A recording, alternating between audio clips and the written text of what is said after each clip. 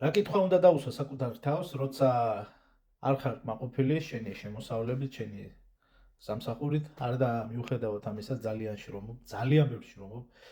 ფიზიკურად იქნება, თუ გონივრულად იქნება, ნუ არის ბევრი ხალხი მეუბნება, რომ შენო ყველას ეუბნებიო, რომ თავარიაო დისციპლინაო, ესო, ისაო, მაგრამ ჩვენ რო შრომობთ, ჩვენ რო შრომობ, ფული მაინც არა გვაქვს რა. ანუ ბევრს გონია, რომ იმისთვის რომ რაღაცას მიაღწიო, ან გულში არ უნდა იყოს წმინდა. ან ვიღაცა უნდა გყავდეს, ხელის წამორწმელიო ეს ხშირად იძახიან ხოლმე და ან სხვა ასეთი რამე.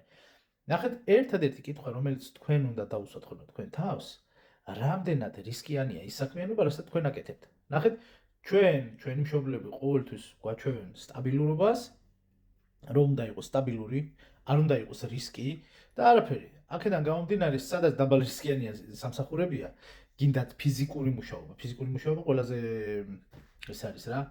რის გამოლიდებულია? ნუ ახლა მე რისკს არ ვიძახი ჯანმრთელობისთვის, მე რისკს ვიძახი ფინანსური მხარიდან.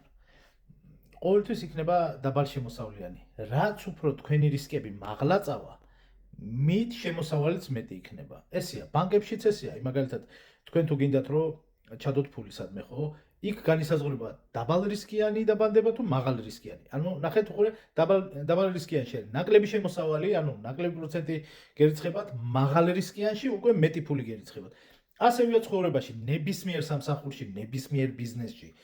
თქვენ თუ მაგალითად გადაწყვეტეთ რომ ეს უნდა ვაკეთო, იმიტომ რომ ეს კარგია, ეს სტაბილურია, რისკი არ არის. წარმოიდგინეთ რომ 99% იგივეს აკეთებს. ამ დროს დიდი კონკურენცია იქნება, დიდი კონკურენცია როცა იქნება, შემოსავალი დაბალია, რა თქმა უნდა. იმიტომ რომ წინადადება როცა აჭარბებს მოთხოვნას, ამ შემთხვევაში გადააჭარბებს, იმიტომ რომ ყველა ურისკოთ უნდა რომ გააკეთოს. შემოსავალი არ ნაკლები, მაგრამ თქვენ თუ თქვენ საქმიანობაში რაც არ უნდა იყოს, ფინანსთა იმასთან სიტყვა გამორჩა. ფინანსთა რისკთან არის დაკავშირებული. აი, იცოდეთ რომ იქ არის მაღალი ანაზღაურება. ასე რომ ვისაც დაინახავთ რომ კარგი მანქანით დადის, კარგი შემოსავალი აქვს, იცოდეთ რომ იმას აქვს მაღალი რისკი და ის იმ შემოსავალს იმსახურებს. თქვენ თუ მიდიხართ სამსახურში ვიღაცასთან და იმაზე რამე ცუც იძახთ, მასე არ არის. ის რისკავს, მაგრამ თქვენზე ვალდებულია რომ ფული მოგცეთ. ხელფასი, ასეა.